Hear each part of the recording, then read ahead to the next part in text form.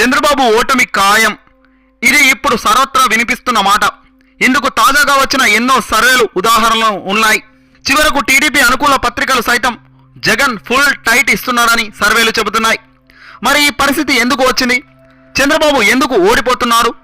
ఈ అంశాలపై ప్రొఫెసర్ నాగేశ్వరరావు విశ్లేషణ ఇప్పుడు సోషల్ మీడియాలో వైరల్ అవుతుంది.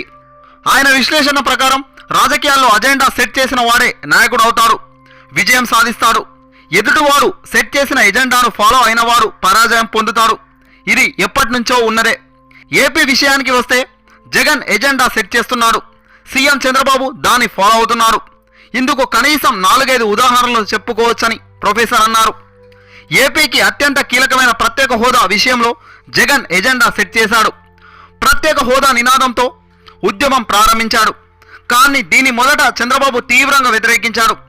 హోదా వస్తే ఏమొస్తుంది అంటూ విరుచుకుపడ్డాడు. అదే ప్యాకేజీ రూపంలో ఇస్తున్నప్పుడు హోదా ఎందుకు, హోదా పేరెత్తితే జైల్లో పెడతా అంటూ రంకెల్లేశారు చంద్రబాబు నాయుడు. మళ్ళీ 4 ఏళ్ల తర్వాత మళ్ళీ ఇప్పుడు చంద్రబాబు కూడా ప్రత్యేక హోదా నినాదం ఎత్తుకున్నాడు. 4 ఏళ్లు బీజేపీతో కలిసి ఉండి ఇప్పుడు మోడీని తిడుతున్నాడు. బీజేపీపై పోరాట విషయంలోనూ జగనే అజెండా సెట్ చేశాడు. మీరు ముందు కేబినెట్ నుంచి బయటకు వచ్చి పోరాడండి అన్నారు.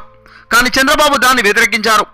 మళ్ళీ చివరకు 4 ఏళ్ల తర్వాత ఆయన జగన్ చెప్పినట్లుగానే కేబినెట్ నుంచి చంద్రబాబు టీం బయటకు వచ్చేసింది. ఎన్డీఏ ప్రభుత్వంపై అవిశ్వాస తీర్మానం విషయంలోనూ జగన్ అజెండా సెట్ చేశారు.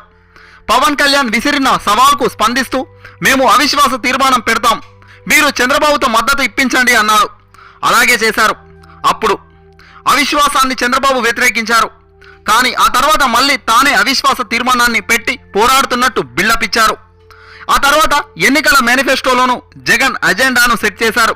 చంద్రబాబు ఫాలో అయ్యాడు. జగన్ ప్రవేశపెట్టిన నవరత్నాలను చంద్రబాబు ఏమాత్రం మొహమాటం లేకుండా కాపీ కొట్టేశారు.